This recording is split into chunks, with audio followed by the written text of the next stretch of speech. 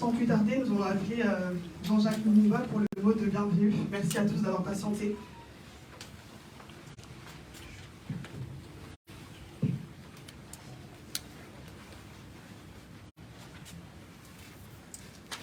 Merci beaucoup, merci docteur, merci pour avoir sacrifié votre temps. Ce sera plus des mots de remerciement parce que nous savons combien vous êtes occupés.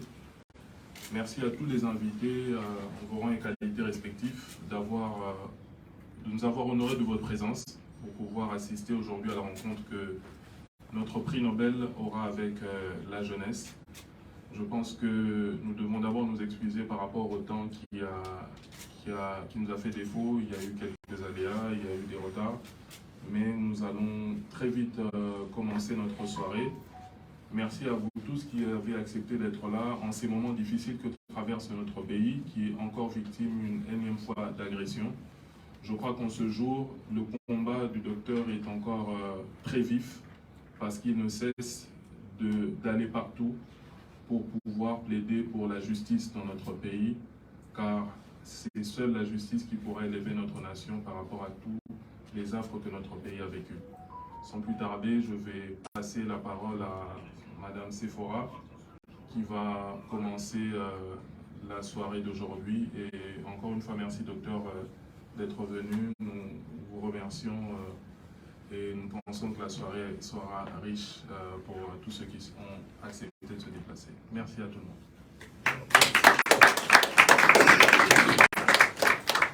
Merci à tous, merci encore au docteur. Et je vais passer la parole à Poncia Niembo qui va introduire sur la présentation du collectif. Bonsoir à tous. Je t'écris ces mots sans savoir s'ils te parviendront, quand ils te parviendront, et si je serai en vie lorsque tu les liras. Tout au long de ma lutte pour l'indépendance de mon pays, je n'ai jamais douté un seul instant du triomphe final de la cause sacrée à laquelle mes compagnons et moi-même avons consacré toute notre vie.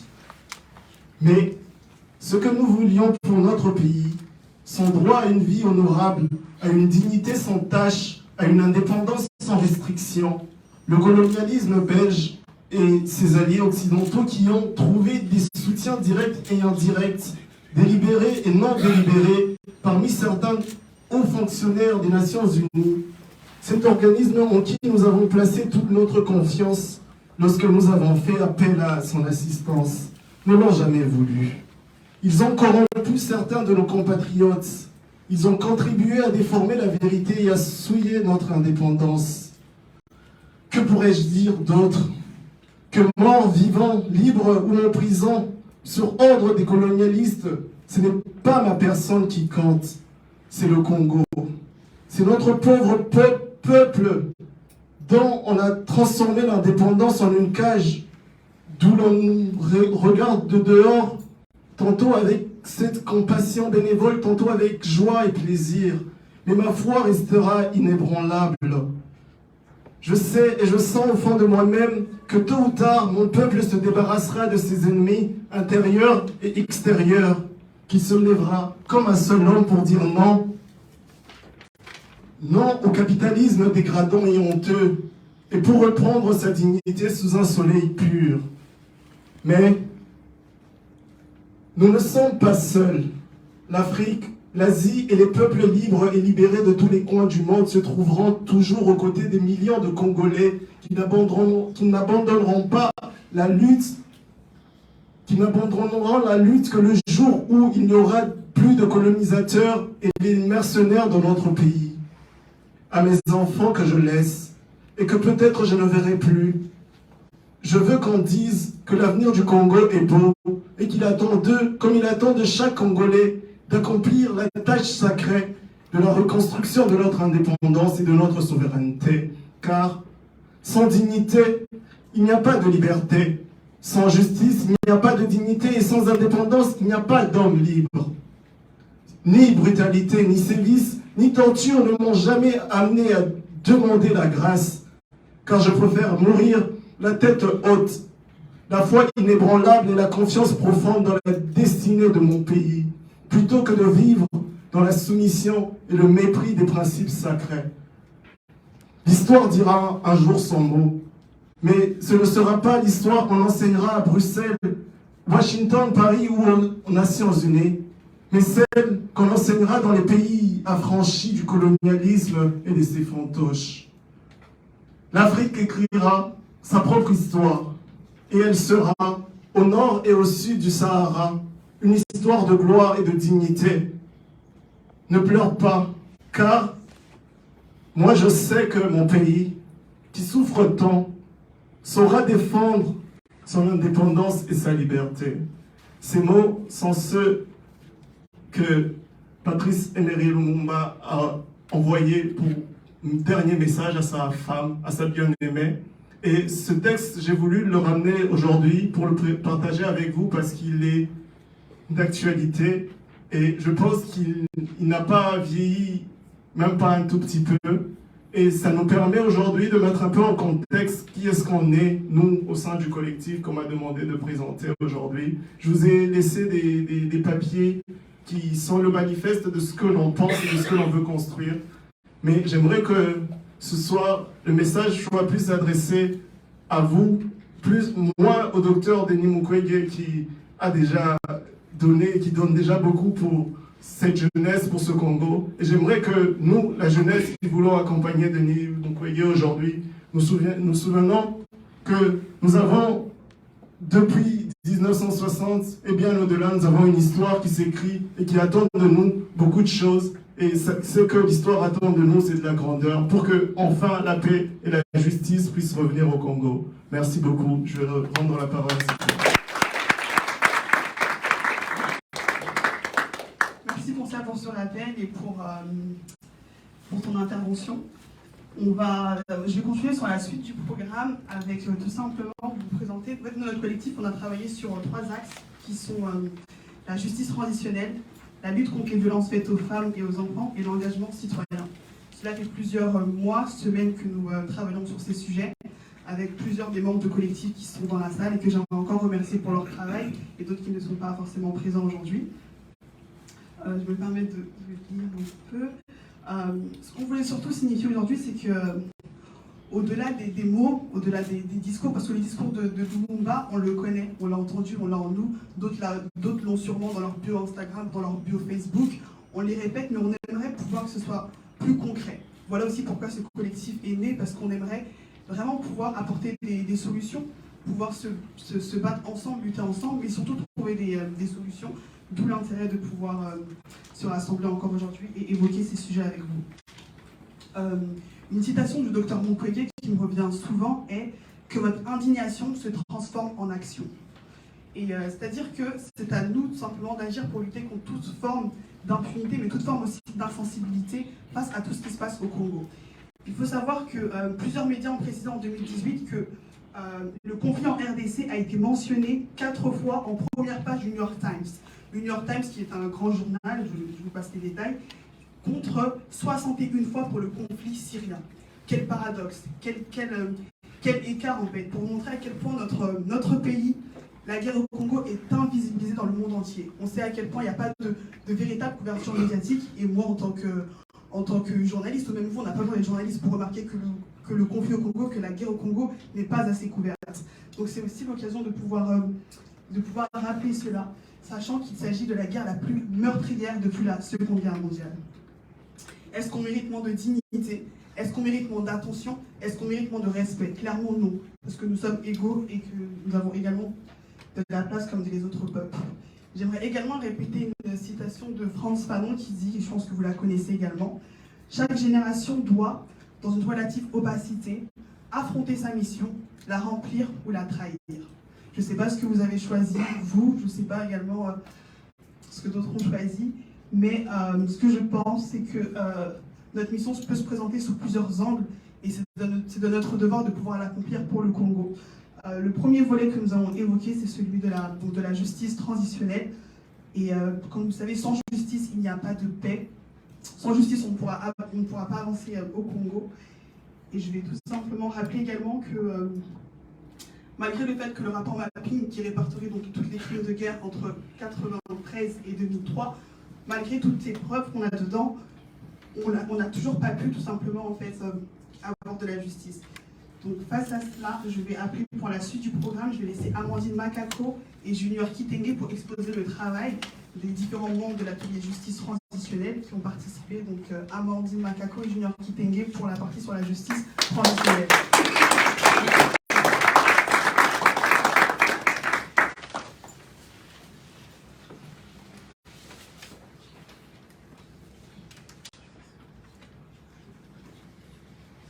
Bonsoir à tous, merci Sephora pour ces mots très justes. Je suis ravie de vous voir ce soir. Merci docteur de nous honorer de votre présence ce soir. Donc, je suis Amandine Makako, je fais partie du collectif Alternative Congo et c'est un honneur pour nous de vous recevoir ce soir pour vous faire part des travaux que nous avons faits.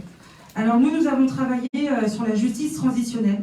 Je pense que parmi vous, certains peuvent se poser la question de savoir pourquoi la justice transitionnelle. Nous, ce qui nous a conduit à travailler sur ce sujet, c'est que nous avons fait un constat aujourd'hui. Et je pense qu'on sera d'accord aujourd'hui pour dire que le constat est sans appel. Les victimes, les familles de victimes réclament la fin de l'impunité des crimes, des atteintes particulièrement graves qui sont faites aux droits humains à l'est de la RDC, de la République, l'est de la RDC. Et aujourd'hui, il est urgent, comme tu l'as justement dit, Sephora, de rendre justice. Fort de ce constat, il est apparu évident pour nous, dans notre cellule de réflexion, que la réponse aux crimes de masse perpétrés aujourd'hui en RDC est la justice transitionnelle. Cela doit permettre la réparation des dommages subis par les victimes, une garantie de non-répétition, mais surtout de tendre vers un processus de paix durable dans l'Est de la RDC. Et ce sont donc ces questions qui nous ont orientés, qui ont en tout cas orienté nos travaux et qui nous ont permis de vous faire état des différentes solutions que nous proposons. Et sans plus tarder, je vais laisser Junior vous définir ce qu'est d'abord la justice transitionnelle. Vous parlez également des différentes tentatives de résolution qui ont eu lieu mais qui malheureusement n'ont pas abouti. Et puis on vous présentera ensuite les principaux axes, les solutions que nous proposons pour prévoir la paix, en tout cas établir la paix en RDC. Merci Amandine, cher docteur, chère assemblée, bonsoir à tous. Je suis Junior Kitenge, je suis doctorant en droit international à l'Université de Bordeaux et je suis actuellement en stage à l'OIF, à la francophonie. Alors, on a réfléchi avec les amis sur justement la justice transitionnelle. Qu'est-ce qu'il faut retenir de la justice transitionnelle? Alors, c'est l'administration de la justice en période de transition. C'est ça, en quelques mots, ce que veut dire la justice transitionnelle. Alors, Louis Joannet, qui était président de la Commission des droits de l'homme en 1997, avait posé 4 piliers de la justice transitionnelle. Donc, il y avait le droit à la vérité, le droit à la justice, il y avait les garanties de non-répétition et une réforme, justement, on peut aussi appeler les réformes institutionnelles. Mais comme vous voyez, avec ces 4 piliers, ce qui pèse le plus, en tout cas ce qui a une forte prédominance, c'est le droit à la justice. Et c'est dans le droit à la justice que vous retrouvez le combat du docteur avec la mise en place d'un tribunal pénal international. Voilà pourquoi moi je veux plus me concentrer sur cela, parce que vous savez, quand on parle des réparations, par exemple, un des piliers aussi de la justice traditionnelle, mais la réparation est conséquente à une décision de justice. C'est parce qu'on a rendu justice qu'on doit réparer. Et le droit à la vérité, c'est justement dans la justice, c'est pour rétablir la vérité qu'on dit le droit. Voilà pourquoi moi, ce qui m'intéresse dans la justice traditionnelle, c'est le principal pilier qui est le droit à la justice. Alors, on se pose la question de savoir, est-ce que la RDC a droit à une justice traditionnelle? D'emblée, je répondrai oui. Tout ce qu'il faut savoir, c'est que dans l'historique de la construction de la justice pénale internationale, il y a 2 hémisphères. Tout est parti du procès de Nuremberg, nous sommes en 1945. Et l'aboutissement de ce processus, c'est la Cour pénale internationale. Mais entre les deux, il y a eu un processus. Donc, on est passé par plusieurs tentatives de création de la justice pénale internationale. on part de Nuremberg, on aboutit par la CPI. Donc logiquement, avec la CPI, logiquement, normalement, il est de principe qu'il n'y a plus besoin d'avoir des TPI. Parce que les spécialistes sur le droit international considèrent qu'avec la CPI, tout est réglé. Ça, c'est le principe. Maintenant, l'exception, c'est quoi? C'est que le rapport mapping que le docteur défend répertorie les crimes entre 1993 et 2003. Or, si vous avez l'expérience des TPI pour le Rwanda et la Yougoslavie, ils ont été créés, TPI c'est Tribunal Pénal International, donc ils ont été créés en 93 et 94, respectivement. En ce moment-là, il n'y avait pas besoin, il n'y avait pas encore la CPI, parce que la CPI est entrée en vigueur le 1er juillet 2002. Le traité de Rome a été signé en 1998, mais entré en vigueur en 2002. Et donc, en ce moment-là, ils avaient bien le droit. Il y a eu des résolutions, parce qu'un TPI est créé par une résolution du Conseil de sécurité des Nations Unies. C'est ça le texte fondateur d'un TPI. Maintenant, pourquoi? La question c'est de savoir, c'est quoi la raison d'être d'un TPI alors que la CPI existe déjà? Qu'est-ce que le TPI peut faire que la CPI ne peut pas? C'est la question qu'il faut répondre. Maintenant, quand vous voyez le rapport mapping, nous sommes de 1993 à 2003. Or, la CPI est entrée en vigueur en 2002.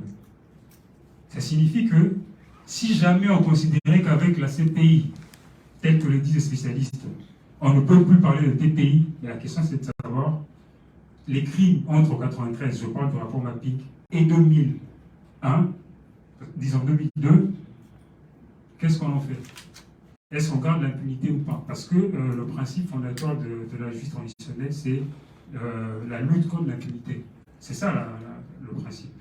Et donc, l'enjeu pour la mise en place d'un TPI en RDC, c'est de se dire que la CPI n'est compétente que pour les crimes à partir du 1er juillet 2002.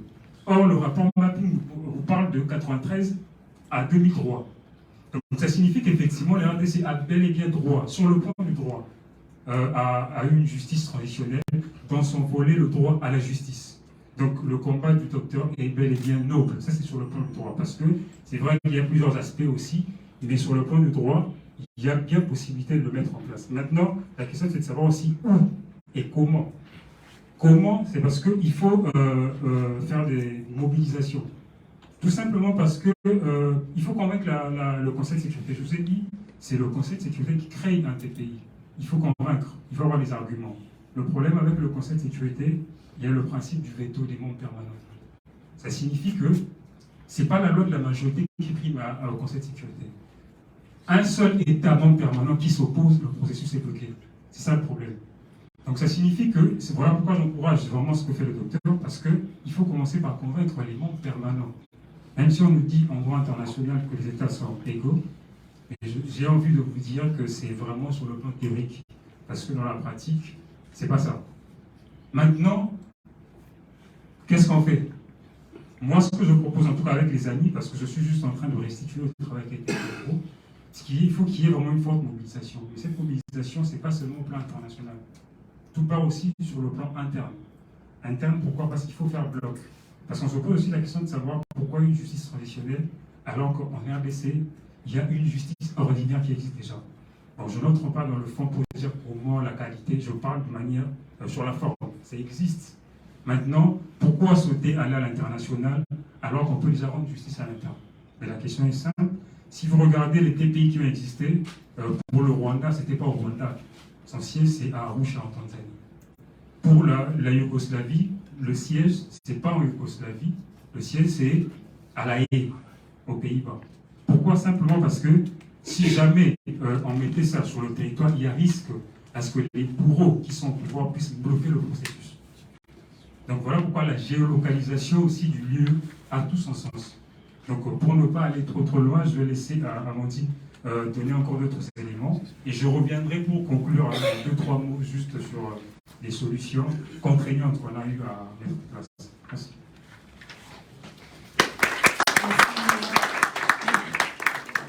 Alors effectivement, on a pensé à deux moyens, des moyens moins contraignants et des moyens plus contraignants. Pour les moyens moins contraignants, on a ce qu'on appelle la résolution, qui va permettre de reconnaître les actes, les crimes contre l'humanité qui sont commis dans un pays. Et pour nous, cette première piste nécessite en tout cas d'être abordée, puisque premièrement, c'est un acte politique qui n'a pas de pouvoir contraignant, comme je vous l'ai dit, mais c'est un message qui va être envoyé par l'Assemblée nationale, dans le cadre de la France, qui va être envoyé au niveau international. Et je pense qu'il est d'abord nécessaire de rappeler ce que sont que des crimes contre l'humanité. C'est d'abord des infractions qui sont spécifiques, commises dans le cadre d'une attaque de grande ampleur, à destination de civils, quelle que soit leur nationalité. Ils comprennent donc le meurtre, les violences sexuelles, l'esclavage, la persécution et les disparitions forcées. Et tous ces crimes ont été aujourd'hui relevés dans l'Est de la RDC. Et pour nous, c'est important de, en tout cas, sensibiliser aujourd'hui les parlementaires français. Donc c'est un acte qui va être pris par la présidence de l'Assemblée nationale, qui sera ensuite voté par les députés, donc qui ne va pas engager directement l'État, mais qui va engager l'Assemblée nationale. Et donc nous avons commencé de notre côté, en tout cas, à contacter certains de nos parlementaires de la majorité présidentielle pour espérer en tout cas que ce projet puisse aboutir. Et si malheureusement ça n'aboutit pas, on se tendra à ce moment-là vers une justice plus contraignante, en tout cas une justice contraignante et la justice transitionnelle et des moyens plus contraignants que je laisserai Junior développer. Donc voilà, en 1 minute pour conclure en tout cas, j'espère que je vais respecter. À la question de savoir est-ce que le RDC a droit à un TPI, on sait déjà que oui. Maintenant, comme Amandine a dit, parce que dans les 4 piliers de la justice traditionnelle, il y a aussi les réformes institutionnelles. Or, les réformes institutionnelles, on voit souvent le pouvoir législatif parce que tout parle de là. Mais en tout cas, sur le plan pratique du droit, je pense que le premier travail à faire, c'est partir du Congo. Parce qu'il faut mobiliser les institutions, tant politiques que juridiques. Parce que si vous voyez avec les 4 institutions de la RDC, on a le président, le Parlement, le gouvernement et les cours et tribunaux, il faut que tous fassent bloc. Pour qu'à l'international, avant d'aller à l'international, on puisse parler le même langage. Parce qu'au niveau de l'international, il faut montrer justement qu'il y a péril dans le meurtre. Voilà pourquoi il faut soutenir le combat du docteur, pour qu'on soit en mesure, n'est-ce pas, d'exposer tout ce qu'il y a là-bas. C'est bien de parler, c'est bien j'ai presque envie de dire de vociférer, mais en tout cas, il faut passer à l'action. Voilà pourquoi nous, on a travaillé, on a des pistes. Le texte écrit existe, ça c'est juste un exposé, une restitution, mais en tout cas, les pistes sont là, et on est prêt à accompagner sur le plan pratique du droit, parce que le docteur, il est docteur, on l'appelle docteur parce qu'il est docteur, mais il a besoin d'être accompagné par les spécialistes en la matière pour la faisabilité même de ce projet. Donc, sur le plan pratique, en tout cas, je pense qu'il faut commencer déjà à l'interne, au niveau du Conseil de sécurité, présenter des pistes concrètes, témoigner du fait que la CPI, qui est considérée comme l'aboutissement de la justice pénale internationale, ne peut pas connaître des crimes avant son entrée. Donc, pour ne pas assister à une criante impunité, il faut commencer justement par mettre en place ce TPI-là le plus tôt possible. Et réfléchir aussi sur l'emplacement de ce tribunal pour qu'on sache comment, parce que le lieu où sera érigé ce tribunal a tout son sens aussi. Parce que si ce lieu-là est de connivence avec le bourreau, tout sera bloqué, en tout cas, malheureusement. Donc voilà, de manière un peu synthétique, le travail qui a été fait dans notre atelier. Je vous remercie pour votre attention.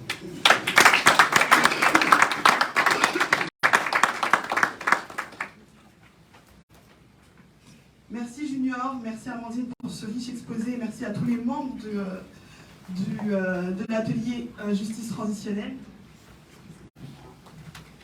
Maintenant, nous allons passer à la restitution du groupe atelier lutte contre les violences faites aux femmes et aux enfants, avec mon collègue Landré Milingo. Alors, il faut savoir, je pense que encore une fois, on est plusieurs à avoir travaillé sur ces ateliers, donc nous ne sommes pas tous présents, nous sommes juste les restituteurs. Mais il y a d'autres jeunes qui ont travaillé dessus depuis plusieurs mois pour tout simplement trouver des solutions. Encore une fois, nous ne sommes pas des experts, nous sommes juste des amoureux du Congo, des passionnés du Congo, des personnes qui veulent être acteurs du Congo. Nous ne sommes pas des experts, mais nous aspirons tout simplement au changement. Donc ce sont juste des pistes, des propositions sur le travail effectué. Je laisse la parole à Landré. Bonjour. Merci de votre présence. Je suis Landry Mlingo, fondateur d'une ONG, Liboké, qui œuvre en RDC particulièrement, mais aussi dans toute l'Afrique. Je suis aussi membre du collectif Alternative Congo et assez récemment aussi ambassadeur du social et du développement en RDC. Donc voilà, comme a dit Sephora, nous en tant qu'ONG, on travaille avec plusieurs partenaires. Il y a des membres là qui sont assis. Et on a mis en place des cellules sociales pour essayer d'aider des personnes meurtries de ce conflit. J'ai mis cette photo au milieu parce que c'est un problème majeur qui crée tous ces mots MAEX chez nous en RDC. Voilà, ce sont des minerais. Et ces minerais, voilà, des guerres sont faites à cause de ces minerais et les conséquences sont les suivantes. Nos femmes, nos sœurs, nos mères, nos filles sont violées. Elles sont... Voilà. On leur enlève la vie. Un viol, il y a des femmes dans l'Assemblée, c'est quelque chose qui déjà n'a pas de mots et qui peut détruire mentalement une femme à jamais. Les conséquences aussi sont pour leurs enfants, qui pour la plupart, à cause de ces guerres, deviennent des enfants de la rue et ils sont aussi œuvrés à eux-mêmes. Et du coup après, par ricochet, on a maintenant une société qui pousse vers un taux de croissance d'analphabètes qui est fort. Et on sait très bien qu'une société se développe avec nos enfants.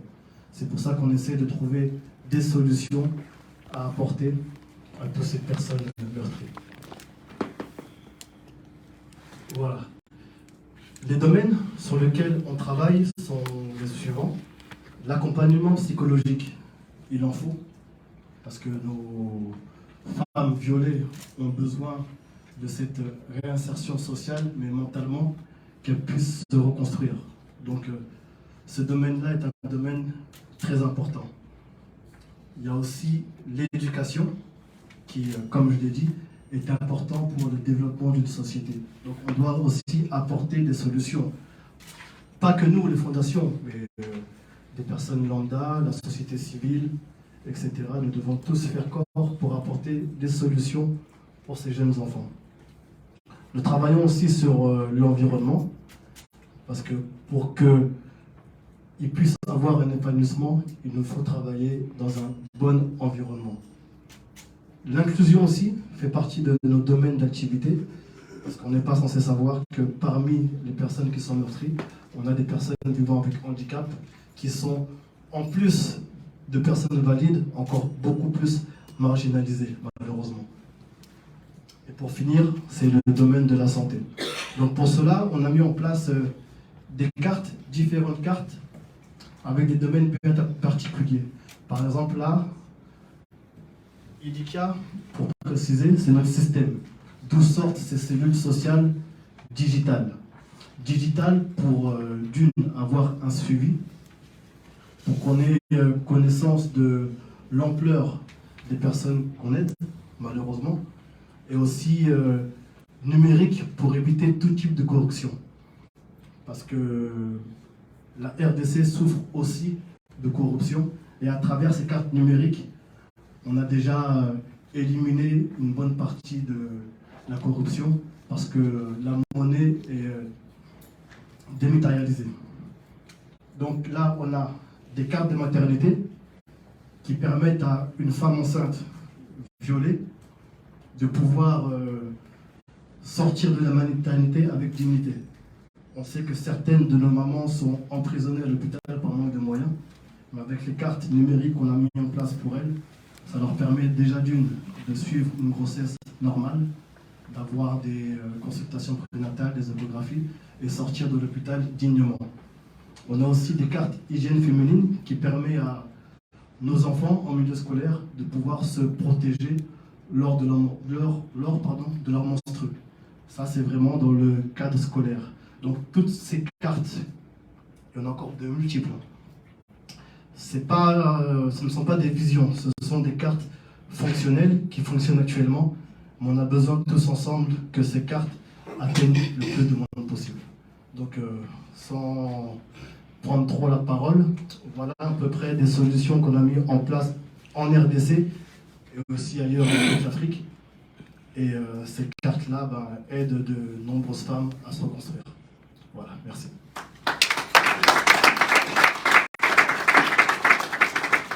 Merci Landry pour ton retour. Tout ce que je pourrais ajouter en termes d'autres propositions concernant cette lutte contre les violences faites aux femmes, c'est surtout de soutenir les institutions, les organisations, les ONG qui sont déjà sur place, comme les autres fondations, comme la fondation Panzi, pour aider les survivantes dans leur reconstruction psychologique et sociale. En matière d'éducation, en parlant avec certaines associations qui travaillent dans l'Est du Congo, elles me disaient que les femmes, ce qu'elles souhaitaient, ou les mamans, tout simplement, c'est que les enfants puissent aller à l'école. Et il y a tout un système de parrainage qui est mis en place, mais elles cherchent surtout en fait que les associations sont... Parce que je pense que on sait tous qu'en termes de volonté politique, on n'y est pas encore. Il y a énormément d'associations sur le terrain qui y travaillent, énormément d'ONG congolaises. Quand je parle, ce n'est pas forcément des ONG externes occidentales. Il y a des personnes qui ont pris à cœur ce sujet-là et qui aident les enfants sur le terrain. Mais tout ce qu'elles recherchent, c'est qu'en matière d'éducation haute, qu'ils puissent avoir plus de parrainage ou d'aide, surtout que le Congo est aussi victime de mariages précoces. Le fait d'emmener les jeunes femmes, en fait, les jeunes filles à l'école, ça aiderait aussi à lutter contre cela. Parmi les autres solutions, nous avons également parlé du fait de mutualiser en fait nos forces et d'agir en termes de groupes de pression pour pouvoir tout simplement aussi lutter plus efficacement avec des campagnes de sensibilisation sur les droits des femmes et permettre également aux femmes de pouvoir avoir des fonds pour mener leurs actions, mais aussi en fait insister sur les réparations. Et tout simplement, en ce qui concerne tout ce qui est engagement citoyen et parrainage dans la continuité des actions, j'aimerais que Kevin Matanda, du fondateur de l'ONG La Force d'Aimer, qui mène des actions sociales au Congo. Il était à Goma et à Bukavu en octobre dernier, donc il va nous raconter son parcours.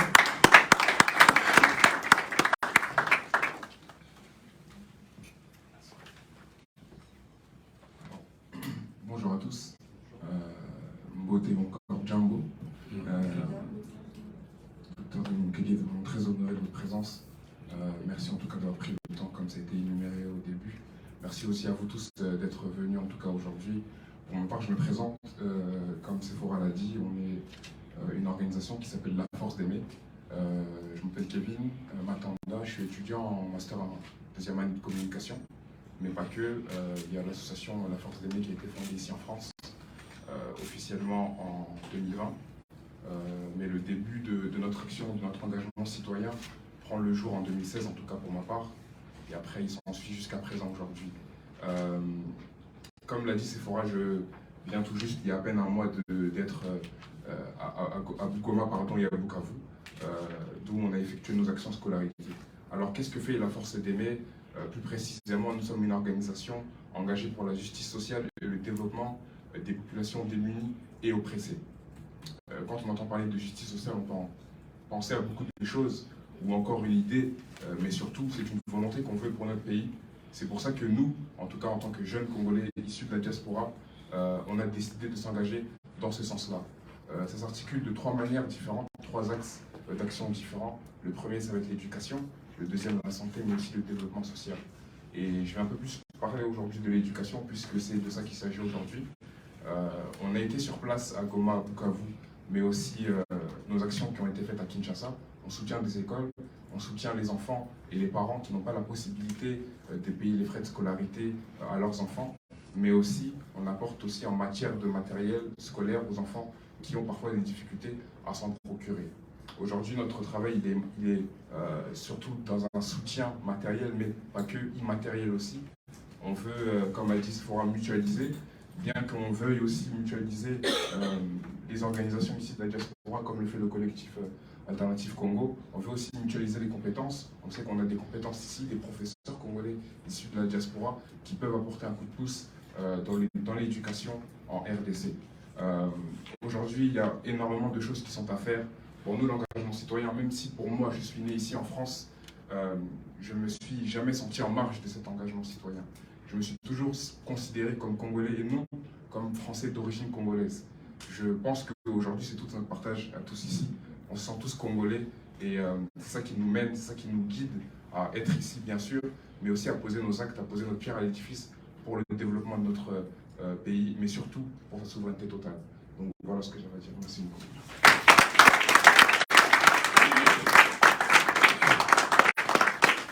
Merci Kevin pour ton travail et pour ton engagement avec la force d'aimer.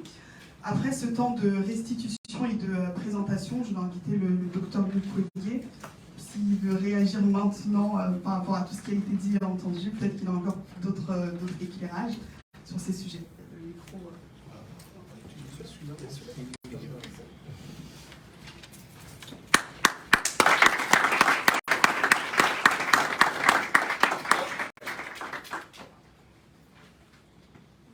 Je tiens à vous remercier tous et toutes d'être là ce soir. Je crois que ce qui est très particulier pour moi par rapport à cette rencontre, c'est que je sens très bien que nous sommes en train de quitter l'émotionnel pour être rationnel. Je crois que ce qui nous a beaucoup manqué dans notre communauté, nous pensons qu'en restant émotionnel, nous pouvons résoudre le problème.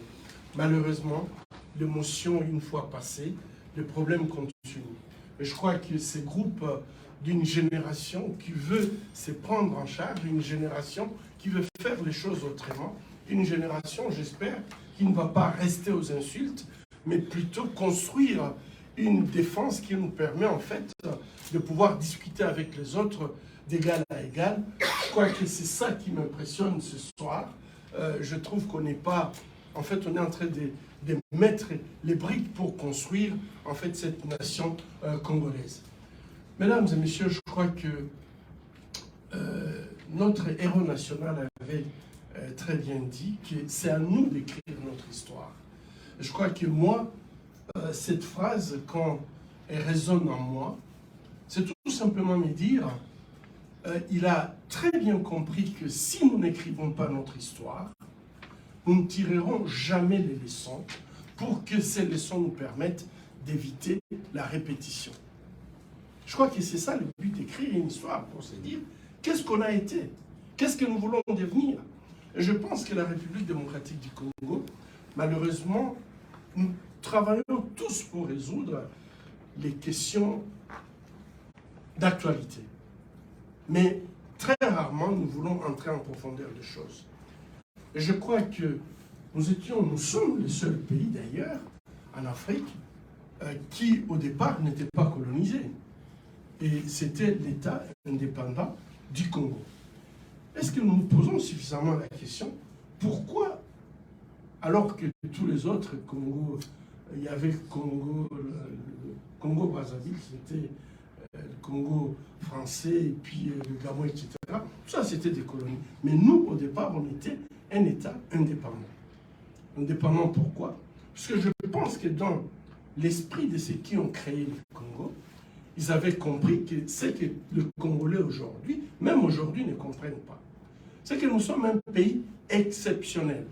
Et je crois que les puissances à l'époque avaient peur d'avoir un pays qui a la potentialité que nous avons en République démocratique du Congo et que ça soit constitué comme un seul pays.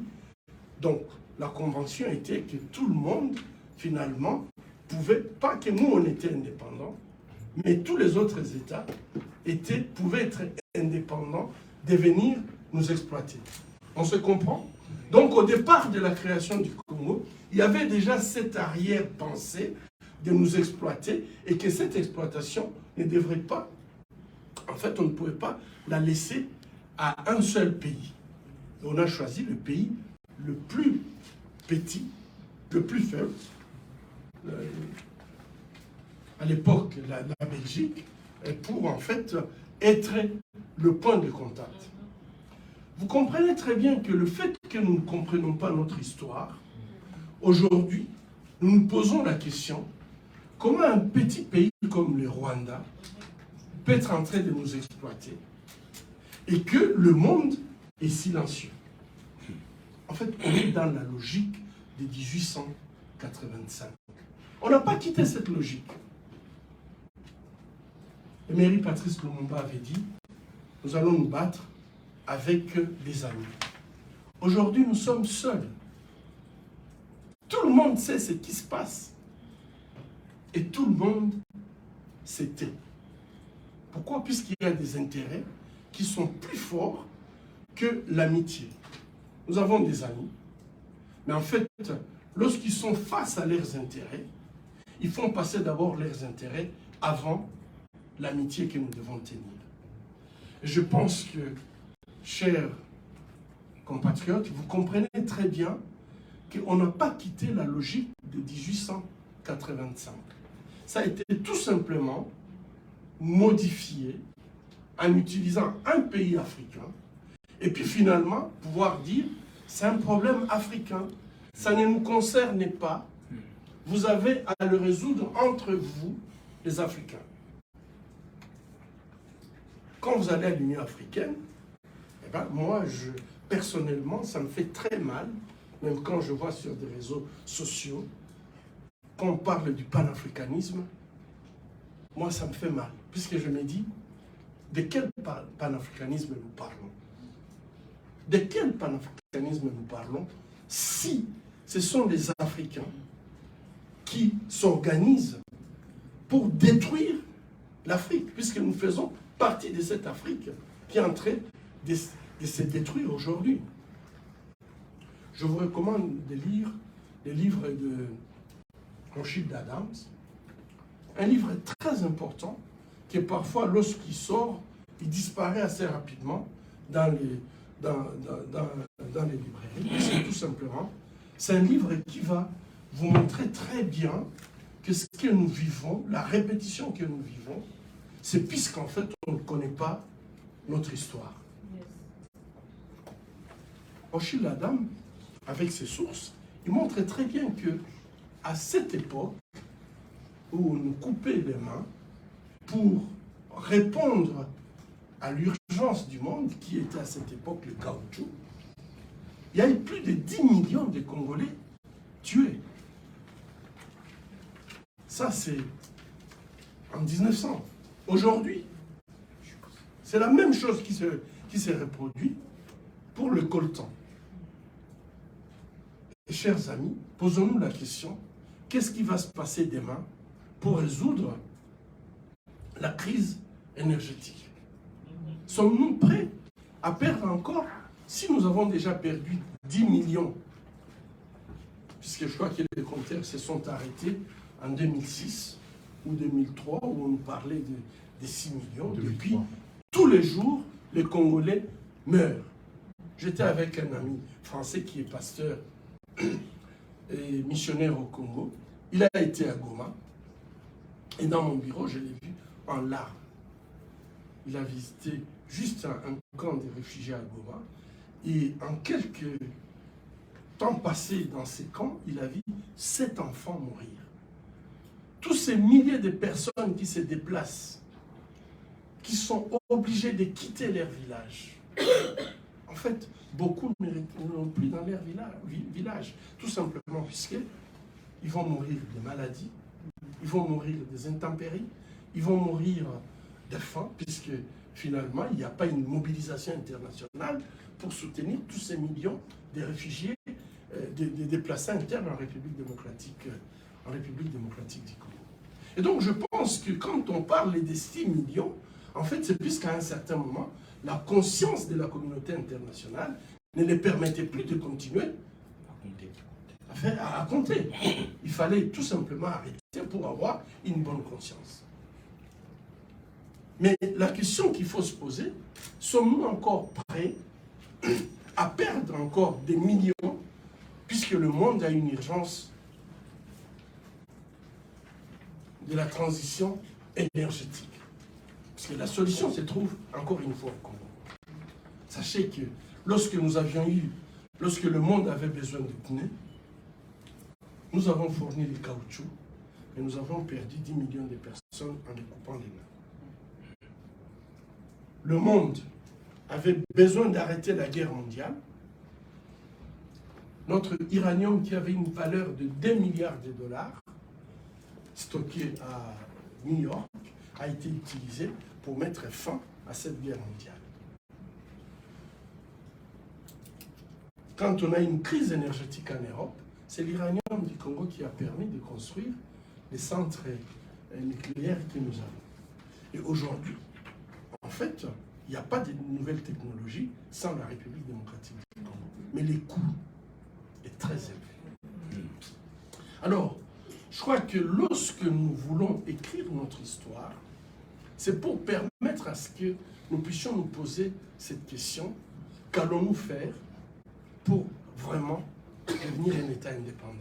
Je vis à l'est du Congo depuis le conflit et je peux vous dire que nous ne sommes pas du tout un État indépendant.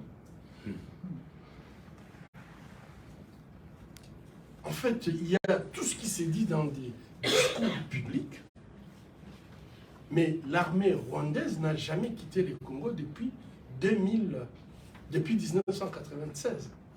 Ils ont toujours été présents sous différentes formes.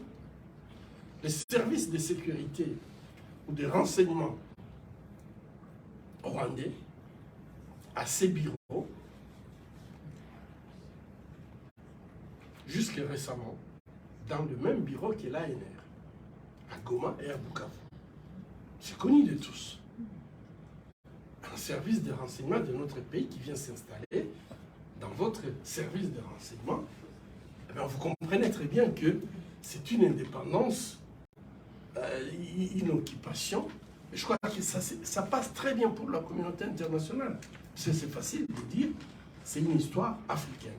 J'avais rencontré un ambassadeur, je ne vais pas citer le pays, mais quand je disais à cet ambassadeur, vous vous rendez compte de ce que vous êtes en train de faire? Vous fermez les yeux par rapport à ce qui se passe en République démocratique du Congo. Sa réponse a été claire. À chaque fois qu'on conseille de sécurité, nous posons la question de la République démocratique du Congo. Nous avons tous les pays africains qui font front commun pour dire laissez les Africains résoudre leurs problèmes. Et ça les arrange. Nous, les Africains, nous pensons que c'est ça être. Nous sommes Africains, nous voulons confirmer ce que nous sommes, mais en réalité, les autres se disent, bon, ben, écoutez, si nous, on va chercher du coltan au Congo, tout le monde va crier colonialisme, mais quand ce sont les Ougandais, des Rwandais, des Burundais, et prochainement peut-être les Kenyans et les Tanzaniens, c'est les Africains entre eux qui s'entretuent. Ce n'est pas notre problème. Ce que nous voulons, c'est avoir des matières premières que nous cherchons en République démocratique du Congo. Donc je voulais vraiment attirer votre attention. Nous avons besoin de faire un travail de fond. Et ce travail de fond, nous devons quitter l'émotion pour être rationnel, comprendre d'où nous venons et où nous voulons aller. Chers amis, j'ai beaucoup aimé les analyses faites par notre doctorant. Et je crois que je voulais revenir seulement sur une chose. Moi, je ne crois pas que nous pouvons changer profondément la République démocratique du Congo sans justice. Parce que vous comprenez très bien, par rapport à ce qu'il a dit, nous avons un problème de justice qui date d'un siècle. Arrêtons, peut-être que ça devient prescriptible, mais ce que nous avons parmi les 4 piliers qu'il a cités, la réforme institutionnelle est capitale. Et moi, je ne peux pas comprendre que ce soit la République démocratique du Congo qui résiste à exiger la justice transitionnelle. On est tout le temps en train de crier, voilà, notre armée est infiltrée, notre administration est infiltrée. Moi, je pense que les infiltrés, ce ne sont pas seulement les étrangers. Les infiltrés, c'est aussi des Congolais. Tout à fait. Effectivement. Moi, je ne sais pas, quelqu'un qui serait collabo pendant la Deuxième Guerre mondiale, à qui en France on donnerait des responsabilités. Lisez l'histoire de la France. Ça ne se ferait jamais, n'est-ce pas? Mais nous, en fait, quand nous parlons de la réforme institutionnelle, Donc la non-répétition, donc le quatrième pilier qu'il a cité, c'est très très important, chers compatriotes, de comprendre que la justice classique ne peut pas régler la situation en République démocratique du Congo aujourd'hui. Non seulement ce qu'il a dit, c'est pratiquement impossible qu'il soit juge et partie, mais également l'ère passée ne les permet pas de pouvoir diriger un pays comme le Congo. Quand vous aviez été collabo, vous aviez fait tuer vos compatriotes et qu'on vous donne des responsabilités dans les services de renseignement, dans la police, dans l'armée, dans la justice, qu'est-ce qui va arriver dans ces circonstances? Et je pense que nous pouvons utiliser tout ce que nous voulons, mais si nous essayons, nous, Congolais, de résoudre cette question de la non-répétition, on va vite nous accuser des discours de haine, on va vite nous accuser de faire tout simplement la chasse aux sorcières, n'est-ce pas? Donc nous avons besoin de cette justice internationale, puisque ce que nous sommes en train de subir, ça ne pourra pas s'arrêter sans justice. On l'a dit à tous les dirigeants passés et ceux qui sont là. Ce qui est en train de se passer aujourd'hui à Rutshuru, vous allez retrouver les mêmes noms de personnes qui ont fait la guerre de l'Arvidel, qui ont été dans le RCD, CNDP, M23. La répétition, on ne va pas créer la roue. Je crois que s'il y a ces mécanismes qui permettent d'éviter la répétition, c'est parce que tout simplement qu'on sait qu'il y a des personnes qui ne sont pas, qui ne répondent pas de leurs crimes, ils vont répéter ces crimes. Ça va de soi. Et aujourd'hui, que toute la communauté internationale nous dise négocier, mais on va négocier combien de fois? Ces gens, ils ont déjà été combien de fois sur la table des négociations? Aujourd'hui, ils sont en train de nous dire, eh ben, si RCD Goma avait négocié, non, M23 Rwanda avait négocié, mais nous, M23 Ouganda, on n'est pas impliqués. C'est-à-dire que nous allons faire une négociation. Il y aura encore, comme on l'a vu dans le passé, il y aura encore M26 ou 28 ou 40 qui va apparaître. Pourquoi?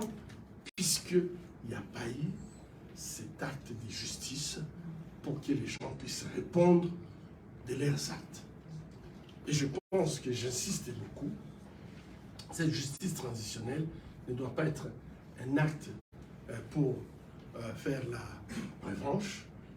On ne s'attaque à personne, mais on s'est dit tout simplement, si nous devons construire la République démocratique du Congo, on ne va pas le faire à notre façon. Il y a des expériences qui montrent très bien que si on les fait sans justice, on n'y arrivera pas.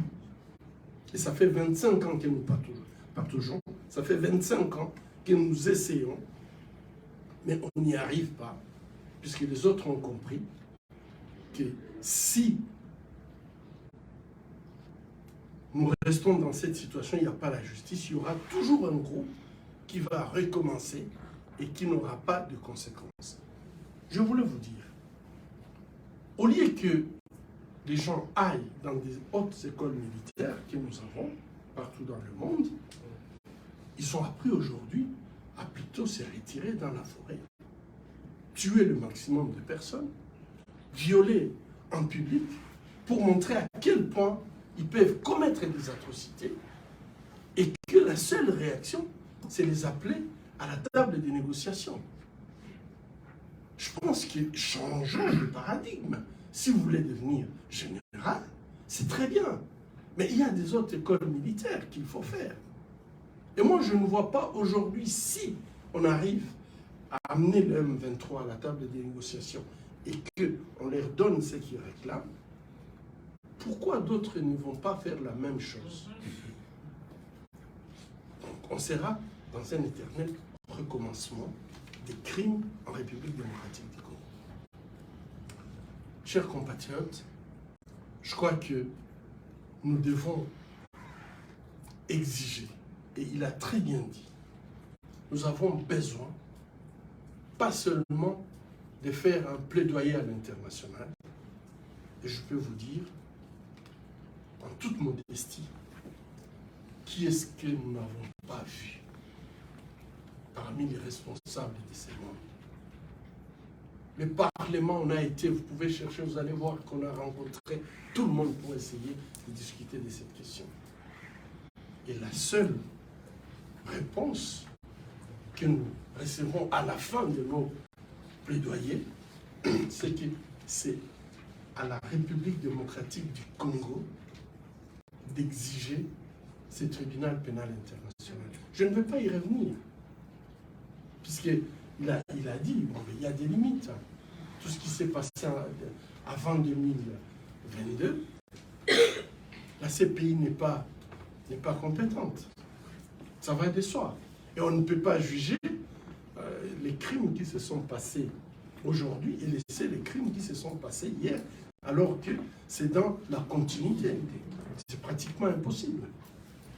Mais également, je pense que je voulais attirer l'attention, c'est que aujourd'hui, la CPI n'a pas de police. Il faut que les pays collaborent. Et pas seulement la République démocratique du Congo qui doit collaborer. Mais nous oublions parfois que ce qui s'est passé en République démocratique du Congo, on l'a appelé même la guerre mondiale africaine. Est-ce que nous avons des accords d'extradition avec les 9 pays qui, à l'époque, étaient impliqués dans ces conflits? Donc, tous les mécanismes nous montrent qu'on est en train de nous ramener à la justice nationale, mais cette justice nationale ne pourra pas y arriver, puisqu'on n'a pas ces accords d'extradition. Vous connaissez des rebelles aujourd'hui qui sont sous mandat international, mais qu'on n'arrive pas à appréhender, tout simplement parce que les pays ne veulent pas collaborer. Et donc, je crois que c'est à nous, Congolais, c'est peut-être là où je vais terminer, c'est à nous, Congolais, de comprendre les enjeux. Ces pays, on ne va pas nous les laisser si nous ne prenons pas conscience d'exister comme une nation. Et je pense que toutes les tentatives d'essayer de morceler ces pays, jusqu'à aujourd'hui, ont échoué. Mais ça va échouer pendant encore combien de temps? Et je pense que la justice transitionnelle, pour moi, devrait être la base sur laquelle nous pouvons reconstruire la République démocratique du Congo. Et je pense que nous pouvons tout dire. Les gens peuvent nous raconter leurs histoires, mais laissez-moi vous dire qu'aujourd'hui, sans la réforme, les réformes institutionnelles, comprenant aussi la réforme du secteur de sécurité, on ne pourra pas y arriver. Combien de colonels sont tués régulièrement au front, puisque les autres les attrapent en train de donner des informations? Nous avons besoin d'une réforme du secteur de sécurité. Ça veut dire l'armée, la police, les services de renseignement, c'est une priorité parmi les priorités des priorités en République démocratique du Congo. Si on ne le fait pas, on ne pourra pas avancer. La deuxième chose, je crois que, chers compatriotes, vous avez des connaissances.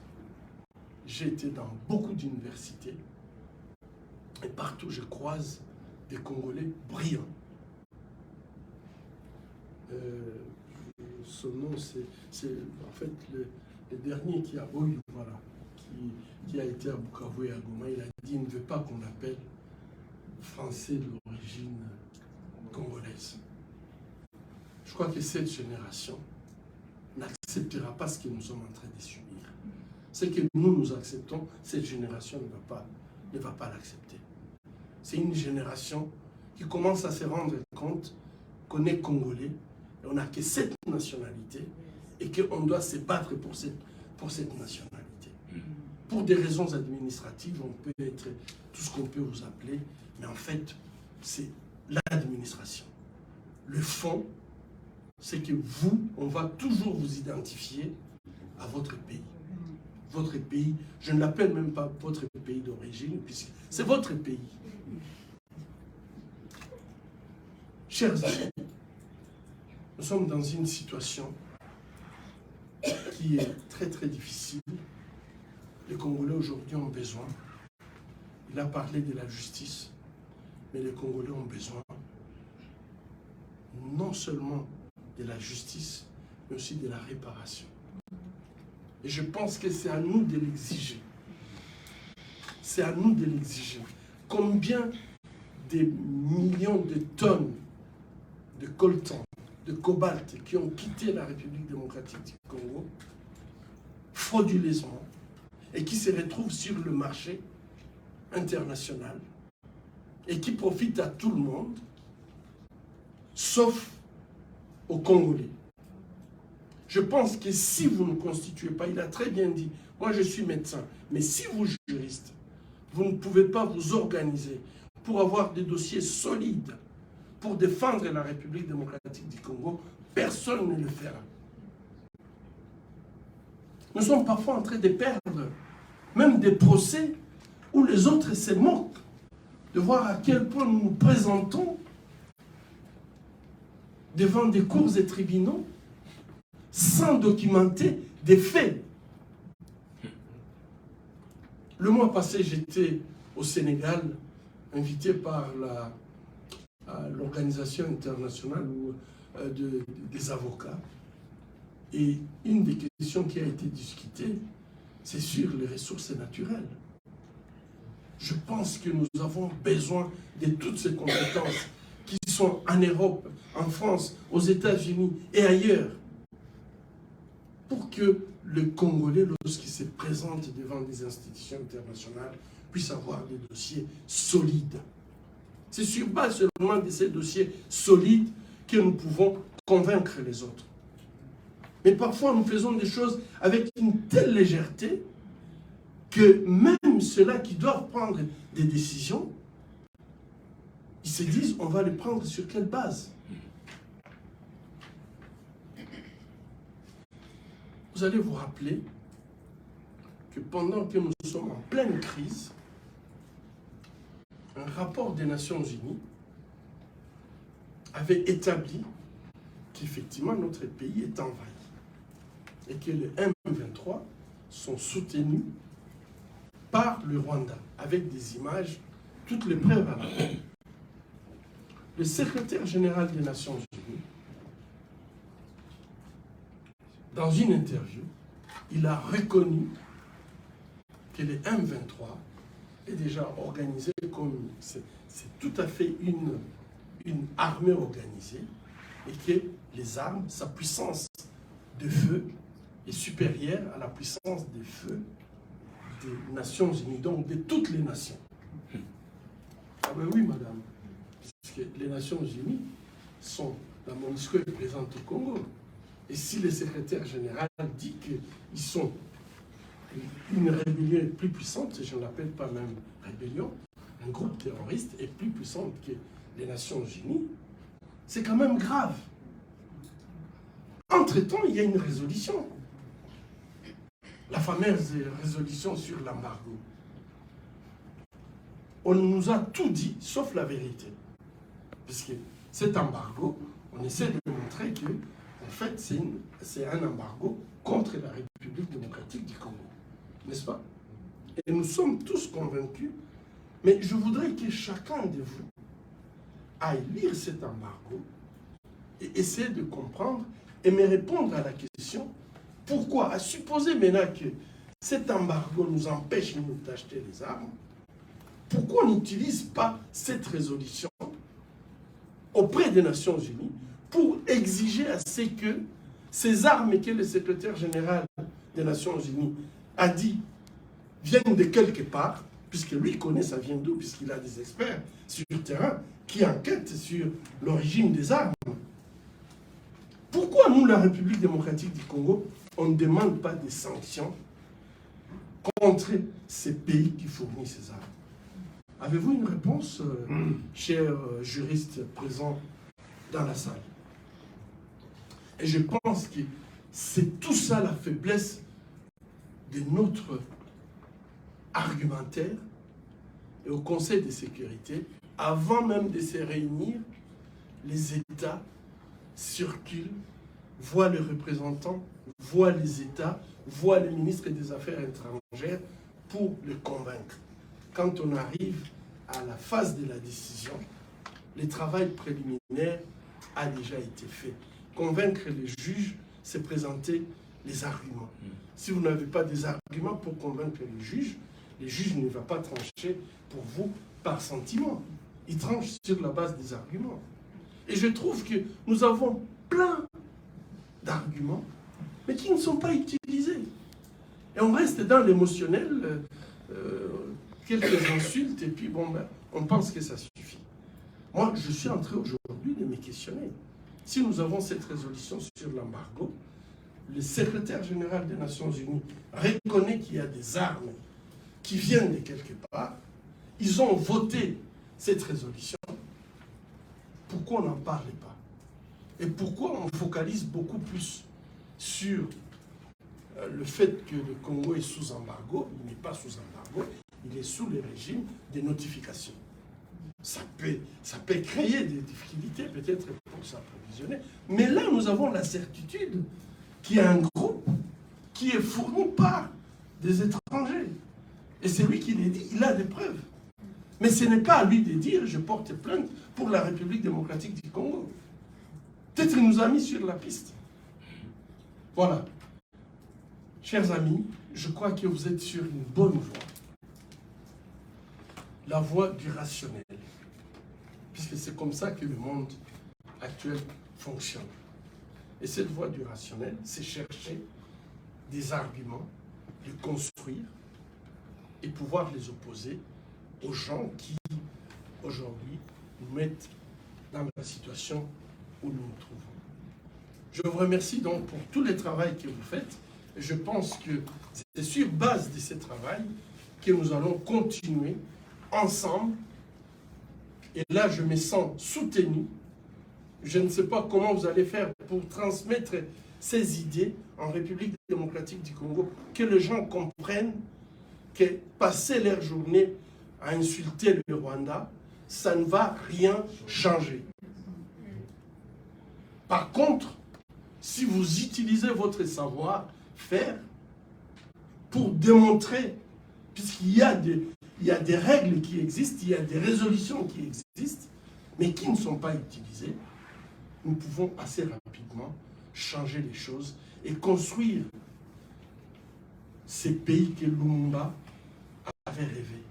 Nous avons tous les atouts pour les faire. Au Congo, aujourd'hui, on utilise ces mots, nous sommes un pays solution. Mais on ne sera pas un pays solution dans les paroles. Il faut des actions concrètes pour que nous puissions passer d'un pays qui a été méprisé. J'ai vu quelqu'un sur les réseaux sociaux raconter tout ce qu'on était à l'époque du Zaïre et ce que nous sommes devenus à l'époque, à cette époque. Ça ne suffit pas. Ça ne suffit pas. Ce qu'il faut faire, c'est que le peuple congolais se mette debout, et pas seulement debout, que le peuple congolais puisse marcher vers le développement durable de la République démocratique du Congo. Nous sommes capables et nous pouvons le faire. Je vous remercie.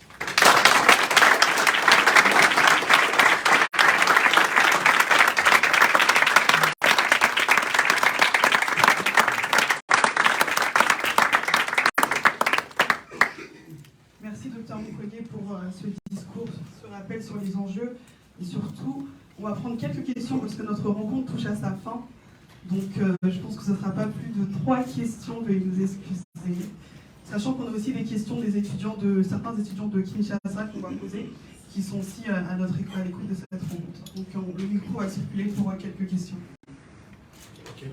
Que les questions soient courtes. Bref. Et brèves, assez rapides, pour que le docteur puisse y répondre. Donc je vais commencer par de ce côté-là. Avec Landry. Juste pour rappel, on va prendre les questions par... on va faire peut-être... tu peux prendre 3 d'un coup. une question. 3 ici, 3 questions. 3 ici. les docteurs répondent et ensuite... Ok, d'accord. Je vais passer par là, et ensuite je vais revenir. On va essayer de faire très court. Bon, les femmes d'abord. Ensuite, après, tu prenez la parole. Bonsoir à toutes et à tous. Bonsoir à vous, cher docteur. Merci à vous d'être avec nous.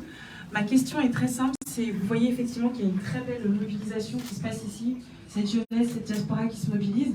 Finalement, comment est-ce qu'on peut faire de façon concrète pour faire le relais, pour créer la passerelle sur Kinshasa?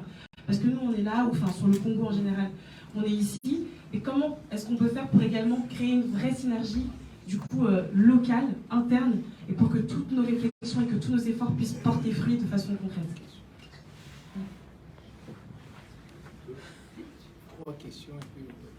Trois questions. Bonsoir docteur. Donc moi j'avais une question parce que vous avez beaucoup parlé de justice, ce qui est le propos qui, à mon sens, revient très souvent ici, de profession. Moi je suis financier. Et si une chose qui m'a été apprise par ma profession, c'est que la finance c'est le seul élément déconnecté de l'économie réelle qui peut être, dans tous les conflits, jugé parti et servir les intérêts de tous les protagonistes, que ce soit dans des conflits comme on peut les voir aujourd'hui en Ukraine, où la finance travaille des deux côtés du tableau. Est-ce que vous ne concevez pas que pour la question congolaise, la justice soit soumise à des agendas qui puissent être politiques, ces mêmes politiques qui peuvent être aussi soumis à des agendas qui peuvent être dictés par des industriels ou encore des milieux financiers, de telle sorte à ce que l'on puisse être amené à devoir prendre le problème plus sur la question des moyens, plutôt que de la question de la finalité qui est justement d'obtenir la justice. Être capable justement de lever suffisamment de pouvoir économique pour pouvoir soumettre cette justice à un agenda qui serait justement le nôtre.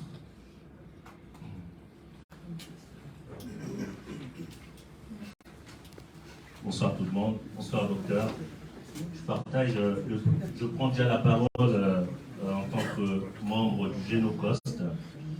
Nous sommes aussi actifs sur le terrain tant à Kinshasa qu'ici en Europe pour, entre autres, faire reconnaître la date du 2 août comme étant la date où les Congolais s'assoient pour se commémorer le génocide qu'ils subissent depuis des années.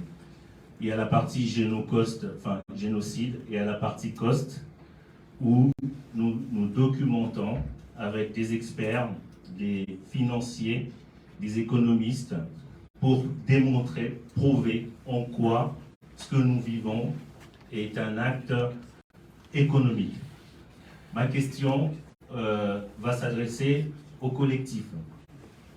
Je veux savoir, est-ce que vous vous êtes documenté sur un retour d'expérience sur les peuples d'ailleurs qui ont connu la même situation ou une situation similaire que la nôtre, comment ils ont pu obtenir soit un tribunal pénal, soit porter leur cause à la Cour pénale internationale? Est-ce qu'il y a un retour d'expérience qui a été fait? Et si ce retour d'expérience a été fait, est-ce qu'on peut nous s'en inspirer ou pas? Voilà, je vous remercie. Bon, on avait dit 3 questions, c'est ça? Oui. Ouais. Donc, je vais laisser la parole au docteur pour qu'il puisse répondre. Et ensuite, on va prendre 3 questions dans cette assemblée. Bon, je crois que le relais avec Kinshasa, c'est puisque tout simplement, en fait, vous ignorez la puissance que vous représentez. L'année passée, les transferts faits de l'extérieur vers Kinshasa représentaient plus que le budget national. Et donc, vous êtes une force économique très importante. Si cette force peut être utilisée pour, en fait, influencer ce qui se passe au pays, influencer déjà votre propre famille, vos amis, votre entourage à Kinshasa, sur ces changements, je crois qu'on peut aller même très vite, puisque les gens, En fait, ça marche avec l'économie. D'ailleurs, bon, mais la deuxième question elle touche à la même chose. Moi, je pense que notre diaspora ne devrait pas s'arrêter tout simplement à formuler, mais aussi à transmettre.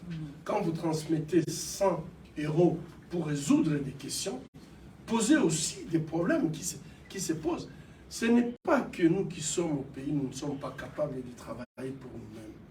Mais on nous a mis dans une position où aujourd'hui, les gens, ils espèrent gagner sans travailler.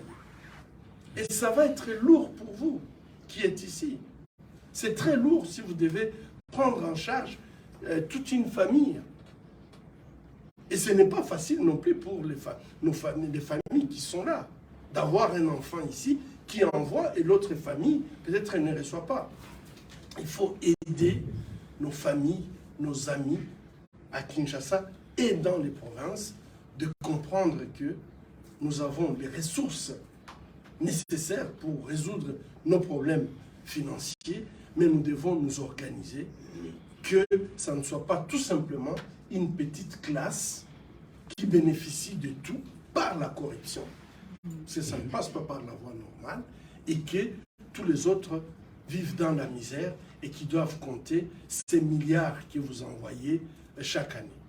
Je pense que les autres diasporas, par expérience, ont apporté des changements dans leur pays lorsque ces changements étaient utiles. Donc, à chaque transfert, trouver des formules qui permettent de transmettre des messages clairs. Je crois que vous savez très bien qu'en République démocratique du Congo, il n'y a pas 10% des gens qui accèdent aux réseaux sociaux. Et donc, vous pouvez voir toutes les discussions sur les réseaux sociaux, mais ça ne représente rien. Quand quelqu'un viendra en distribuant 1000 francs donc, ou 2000 francs, l'équivalent d'un euro aux gens, eh bien, les gens ne vont pas se poser des questions par rapport aux crimes économiques posés par cette personne. Et vont remettre la même personne aux affaires et au détriment de votre poche, puisque à ce moment-là, vous allez continuer à alimenter une famille qui devrait normalement se prendre en charge. Nous avons tous une responsabilité, nous devons jouer pour changer les choses. Et je crois qu'aujourd'hui, nous sommes dans une situation où nous ne pouvons pas répéter les erreurs du passé. Je vous ai dit que notre pays, finalement, c'était un État indépendant, puisque tout le monde voulait absolument venir aussi exploiter. Et quand on voit les entreprises qui ont constitué l'État indépendant du Congo, c'était des Américains, des Britanniques, etc. Et je pense que cette situation, on ne peut pas la changer comme ça. Si on veut la changer comme ça, eh bien, nous savons que nos chefs traditionnels, les miens en particulier, dans mon village, on exploitait le cuivre et le fer pour fabriquer les armes. La première chose que le colon a exigé, c'était de ne plus exploiter ces minéraux. Et quelqu'un qui exploitait les minéraux à cette époque-là, eh ben c'est les prêtres qui l'accusaient, puisque la colonisation travaillait avec l'Église, qui les accusait, et beaucoup ont été relégués. Ils sont morts dans des prisons loin de chez eux. Donc ce combat continue jusqu'à aujourd'hui. Et moi je pense que sur le plan économique, nous devons absolument, avec vous les économistes, apprendre comment nous allons nous comporter pour que les richesses que nous avons, contrairement à ce qui se passe aujourd'hui, ne puissent pas profiter seulement à ceux-là qui les exploitent, puisque nous parlons beaucoup de Rwandais, mais on parle très peu des Chinois. Par exemple, vous savez qu'aujourd'hui, nous avons des zones qui sont exploitées où même les ministres congolais ne peuvent pas mettre pied. Bon, et donc, moi, je pense qu'il faut trouver un mécanisme qui permet aux Congolais d'abord de reprendre ces richesses et de mettre des règles qui permettent à ce que nous puissions profiter, mais que le monde ne puisse pas en manquer. Eh bien, je crois que vous suivez, les Russes et les Ukrainiens, ils se détestent comme tout, mais sur l'exploitation du gaz, l'exportation du gaz, eh ben, les Ukrainiens ne coupent pas les pipelines qui ramènent le gaz en Europe. Donc nous devons absolument savoir que le nœud de la guerre, c'est l'argent, et que nous devons travailler pour créer des mécanismes et des règles qui permettent à ce que l'exploitation des richesses congolaises puisse profiter aux Congolais, mais également que les autres puissent en profiter.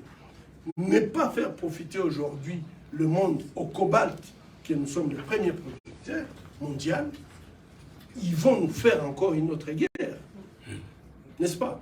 Et donc nous devons travailler de façon préventive, nous devons être proactifs dans ce que nous faisons pour permettre à ce que notre économie puisse nous servir et également permettre au monde d'accéder à certaines richesses que nous avons et qui c'était rares, qui sont au Congo et qui ne se retrouvent pas ailleurs. Si on s'enferme sur ça, nous partons pour 100 ans de guerre encore. Et on va nous l'imposer par force. Mais si nous nous laissons dans cette situation de corruption pathologique, eh ben, le monde va utiliser effectivement cette faiblesse pour corrompre une classe dirigeante et exploiter au détriment de la population.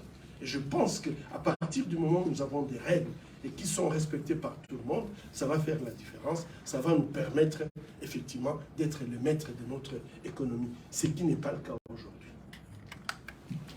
Et la dernière question, je crois qu'il y a plusieurs expériences.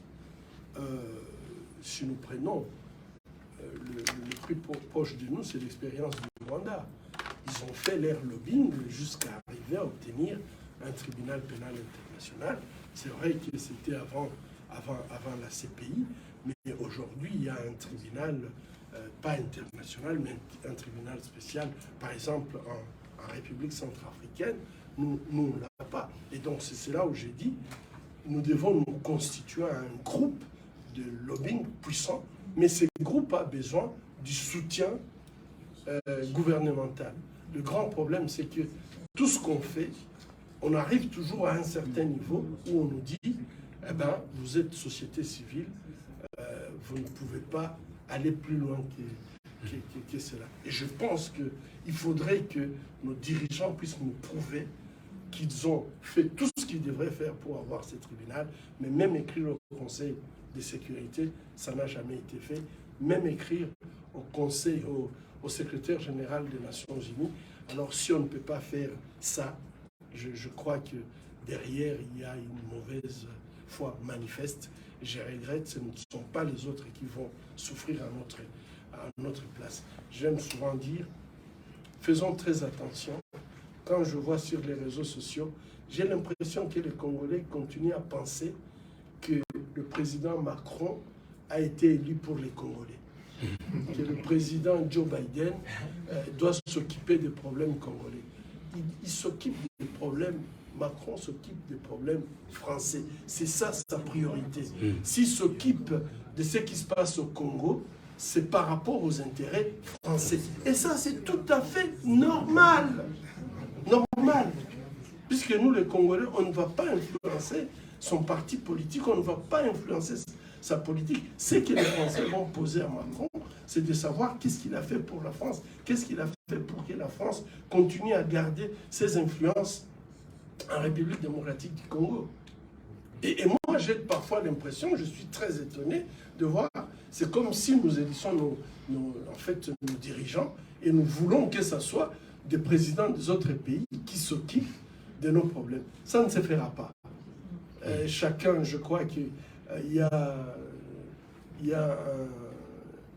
l'opposant ougandais qui a dit, si j'y ai, je crois, il a dit, de toute façon, même les États de l'Afrique de l'Est qui viennent au Congo, ils ont leur agenda. Ils ont leur agenda. Pourquoi nous pouvons continuer à être naïfs de penser que puisque nous sommes Congolais, les autres vont venir mourir pour nous tozaga ba Congolais.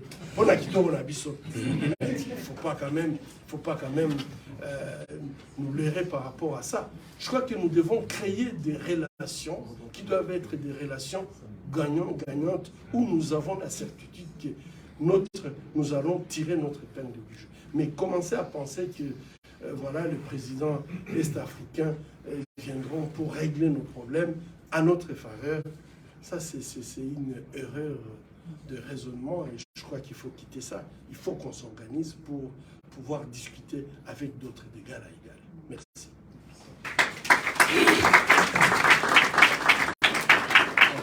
Je crois On va prendre encore 3 petites questions, bref, on va clôturer. Oui. Bonjour docteur. Donc moi je ne suis pas congolais, vous l'avez remarqué. Voilà, je suis Sébastien Périmoni, je suis rédacteur en chef du site Afrique du Futur. Et d'abord je voudrais présenter mes excuses au nom d'une partie du peuple français qui se bat contre aussi cette oligarchie prédatrice qui est héritière du Congrès de Berlin. Depuis toujours il y a des Français qui se battent contre cet impérialisme, contre ce pillage que fait la France dans d'autres pays du monde, que ce soit en Afrique ou ailleurs. Donc ça c'était pour dire que la France n'est pas une totalité. J'avais une question pour vous et également pour le collectif. J'ai écrit un livre qui s'appelle « Voir l'Afrique avec les yeux du futur ». Et dans ce livre, j'ai travaillé avec un Congolais qui s'appelle José Molanda et qui a créé un comité de soutien et de plaidoyer pour la région des Grands Lacs. Et il y a un pape qui disait que le nouveau nom de la paix, c'est le développement économique. Et il a proposé un projet pour relier les canaux, les différents lacs entre eux, amener le développement infrastructurel et technologique. Alors je suis tout à fait d'accord avec vous sur la justice, les réparations, etc. Mais je pense que justement cette oligarchie prédatrice, si elle peut piller, c'est justement parce que les pays ne se développent pas et que le pire ennemi pour ces gens-là, c'est que les pays aient des projets de développement d'infrastructures qui permettent aux gens d'avoir un travail et de se libérer petit à petit des conditions extrêmes dans lesquelles ils vivent.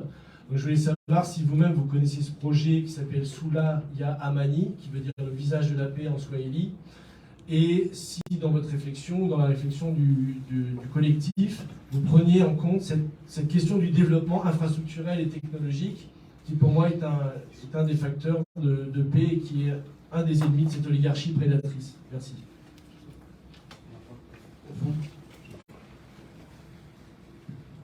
Merci beaucoup, Pius Joly, doctorant en droit et enseignant à l'Université Paris-Nanterre. La première question que j'allais poser était celle de savoir, j'ai aimé lorsque le docteur Mukwege a rappelé la malformation congénitale de l'État congolais, en expliquant depuis 1875 comment l'État congolais était né.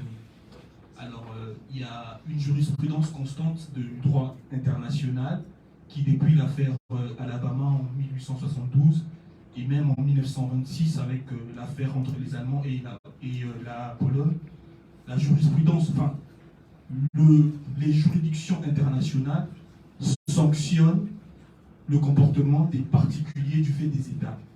J'aimerais savoir pourquoi le Congo ne commence pas par attaquer la Belgique au sujet de la responsabilité de Léopold II par rapport aux crimes commis chez nous.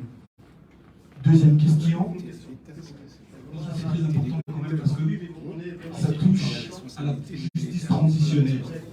Il a dit que l'administration de la justice, enfin, que la justice transitionnelle était l'administration de la justice pendant la transition.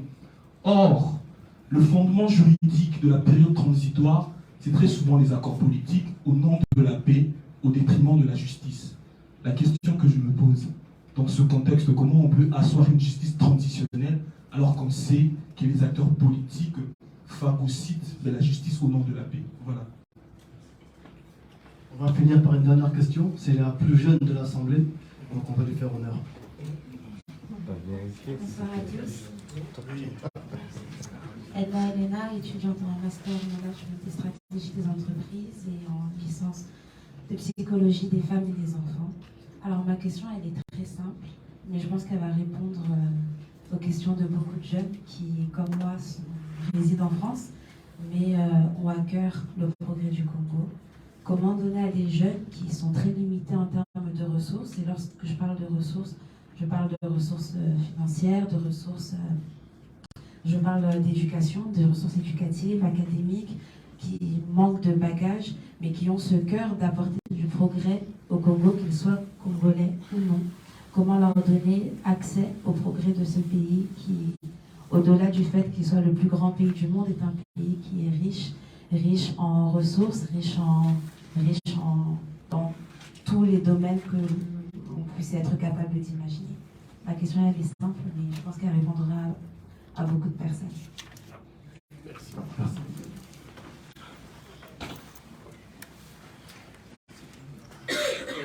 Développement et paix, je crois qu'on ne peut pas imaginer le développement sans paix. Je trouve qu'aujourd'hui, quand on voit la République démocratique du Congo, les autorités parcourent le monde entier pour chercher les investisseurs. Moi, ça me fait rigoler. Parce que je ne sais pas quel est cet investisseur qui va venir aujourd'hui aller investir à Rutshuru, aller investir à Goma, en sachant que d'un moment à l'autre, tout ce qu'il a investi peut être détruit et qu'il va perdre tout son investissement. Je pense que si nous voulons construire, si nous voulons faire le développement, absolument, il faut d'abord pouvoir asseoir un minimum de sécurité, sécurité des biens des personnes, mais également une sécurité juridique qui permet à ce que ceux qui font le développement puissent finalement se sentir protégés par la loi, protégés par le système. Et je crois que ce qui nous tue aujourd'hui, c'est qu'il y a des structures sanitaires, par exemple, que personnellement, j'ai mises en place. Et 3 ans après, 5 ans après, ces structures sont complètement détruites, pillées, détruites par ceux qui nous font cette guerre.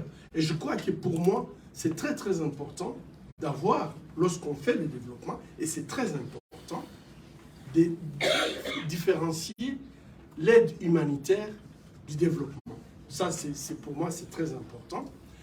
Et lorsqu'on est en train de faire l'aide humanitaire, pensez aussi à la construction de la paix qui sera le fondement de ces développements. Si on ne travaille pas comme ça, je pense que finalement, on fait des efforts inutiles qui vont tout simplement être détruits par cette insécurité judiciaire et juridique et de biens des personnes. Je crois que ce que vous êtes en train de faire est très très important, parce que lorsque les gens perdent espoir, lorsqu'ils ne voient pas l'avenir, effectivement, beaucoup ont tendance plutôt à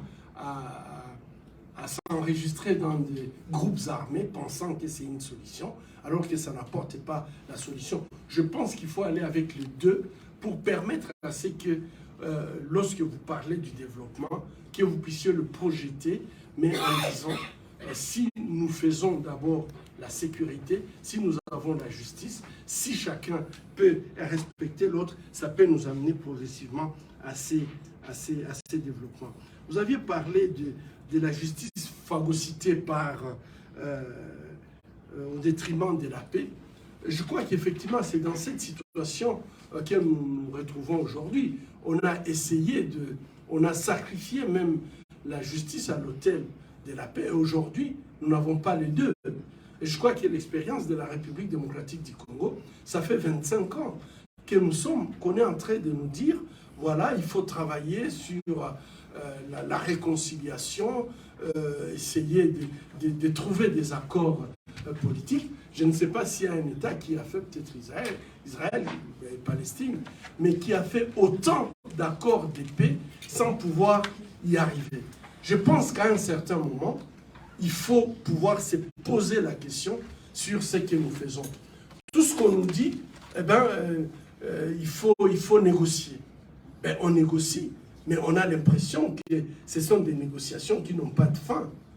Et à chaque fois, quand on accorde, il y a toujours encore d'autres réclamations qui viennent. Moi, je pense que ce qui se passe en République démocratique du Congo, je ne vois pas personnellement s'il n'y a pas une organisation endogène qui va permettre à ce que nous puissions construire d'abord un État de droit, comme si on est aujourd'hui en train de négocier à genoux. Et quand vous négociez avec quelqu'un qui est par terre, vous dites à cette personne ce que vous voulez. et il n'a qu'à se soumettre. Moi, je trouve que ça sera des négociations qui ne vont nous apporter nulle part, puisque nous sommes en train de négocier toujours en état de faiblesse extraordinaire. Ça fait 25 ans. Je n'ai pas voulu entrer dans l'histoire du Congo, mais on sait très bien qu'il fut une période où le Congo imposait la paix au Tchad, imposait la paix au Rwanda, au Burundi, dans tous les États africains. Où sont partis ces Congolais? Où est notre ADN? Est-ce que notre ADN a disparu en 1996?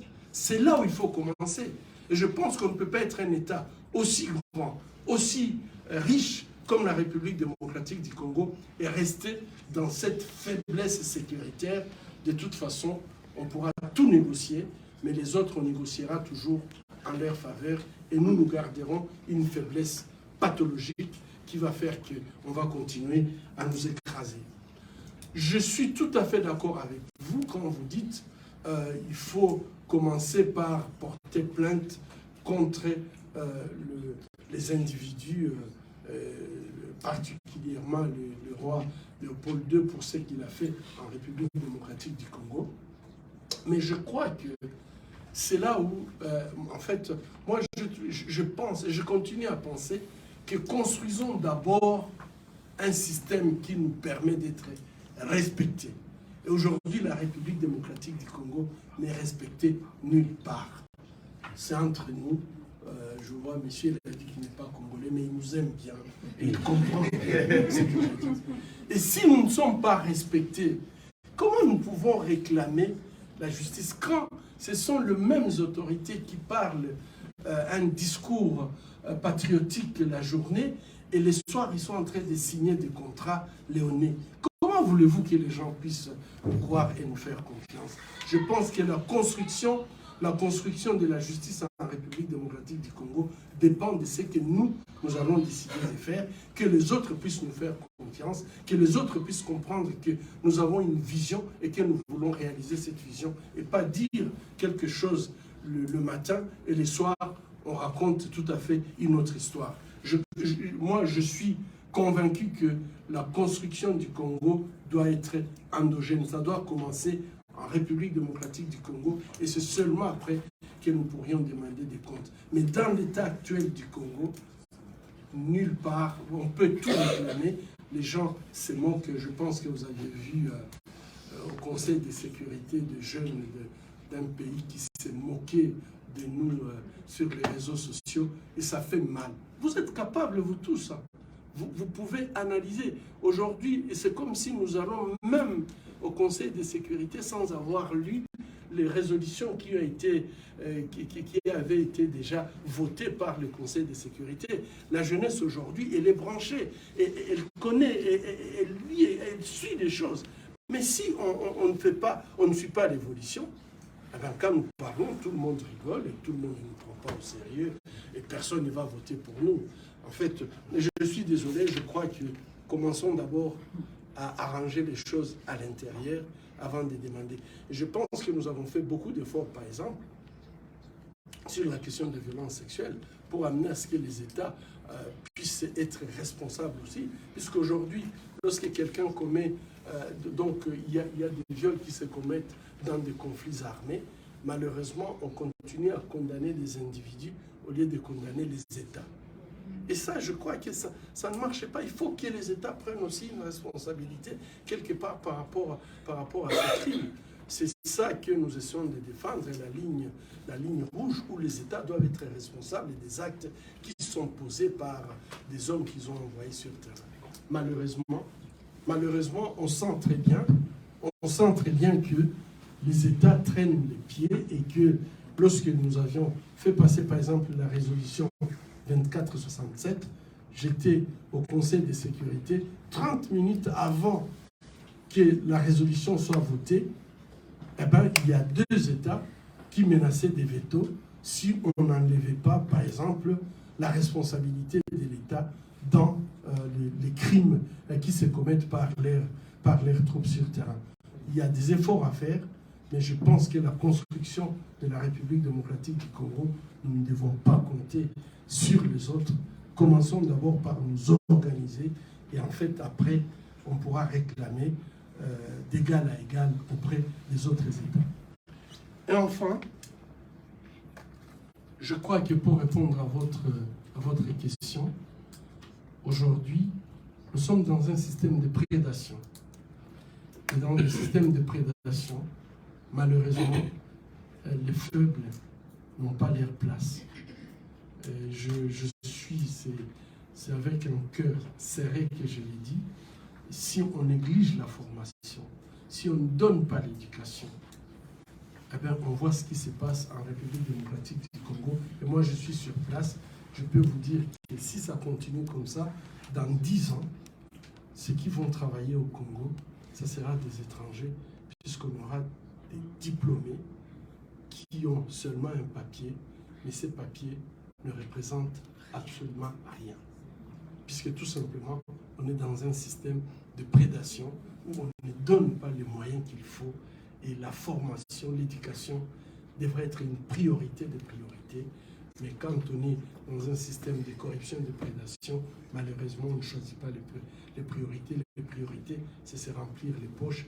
Les priorités, c'est d'avoir des comptes remplis et des budgets au lieu de penser à cette question prioritaire. Et ça fait défaut aujourd'hui en République démocratique du Congo. Je vous remercie de votre attention.